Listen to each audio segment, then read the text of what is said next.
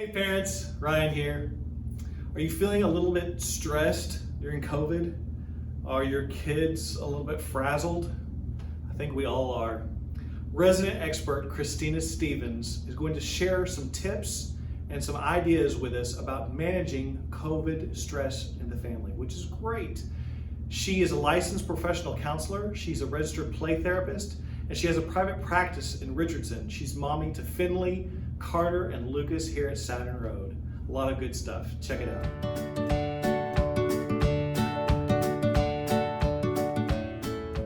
Hey y'all, I am here today to talk to you a little bit about stress and how we are handling stress and how our kids are handling stress in this time of COVID. So I don't think it's any secret that all of our stress level is up just a little bit, or maybe a lot, because of everything happening with the world. So I'm going to talk to you, I'm going to give you a little bitty brain lesson on what happens in our brain when our stress level goes up and when we have added kind of this chronic stress to our lives. And then I'm going to do a part 2, and we're going to talk about how to bring it back down and how to work with our families and those around us to bring our brain back to full function. So we're going to talk about, I'm going to give you a little biology lesson here, and if you're a scientist, just ignore me. Pretend like I'm saying everything fine. All right, so let's pretend like my hand is the brain, and we're looking at our brain this way. So this is Dan Siegel's hand model of the brain, and if you need another rundown of it, you can look him up on YouTube. But if I'm looking at my brain this way, then I start down here with my brainstem. My brainstem is fully developed by the time I am born.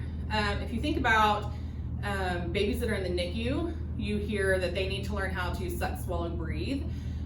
That is the brainstem. Their brainstem is not fully developed until about 37 weeks in utero. So if a baby is born early, all of those things, those natural things we do, come with our brainstem. So the next part of our brain is our lower brain that I call our reptilian brain. And a little bit, we're going to call it our watchdog brain. And our lower part of our brain includes our amygdala, which is about right here. If we're looking at the brain, it's about the size of an almond. The amygdala and the lower part of our brain is responsible for our reflexes. These are things that are fully developed by the time we're 3. It's the things that blink. It's the things that we do without thinking. It's the things that keep us safe. It's, as a mom, the arm that goes out in the car to keep your kids safe if you have to stop really fast. It's just those instincts. So lower part of our brain developed by the time we're 3, and then we have our upper part of our brain, our frontal cortex and our prefrontal cortex down here, that is not fully developed until we are in our 20s. Good times, right? Parents of teenagers, I'm sorry. And parents of teenagers that are learning to drive, I'm really sorry.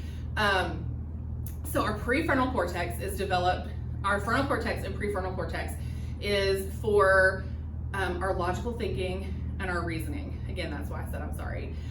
This is what makes us stop and think before we make a bad decision. This is what tells our reflexes, no, don't do that. It's what tells our amygdala, no, I'm not in an unsafe environment, which we'll talk about in a minute.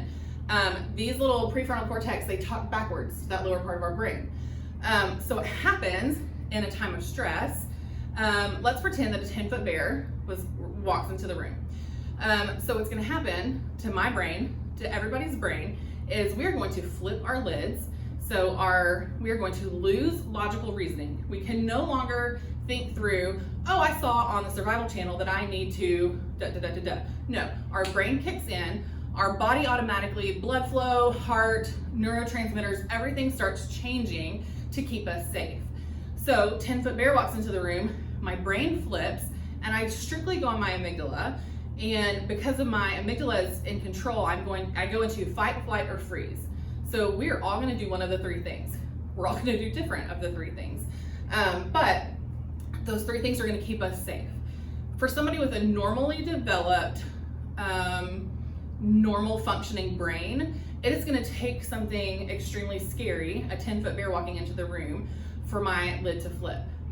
For a child who's had adverse childhood experiences, traumas throughout their life that can start in utero, in pregnancy, in birth, in infancy, all of these stresses add up to more stress on the brain.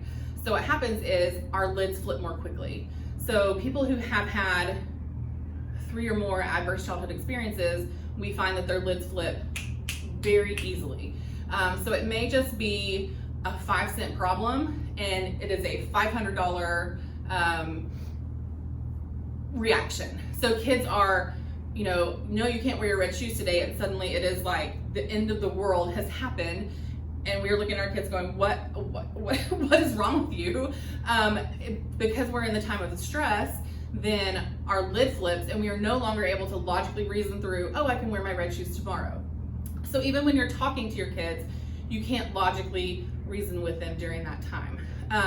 So I always tell my clients to pretend like your child is deaf when we flip our lid and we go into meltdown mode, dysregulation mode. And then what we want to do as parents is work to bring back full brain function and get into regulation. And so we want our brain to be able to reason, to be able to logic, but we have to have help doing that.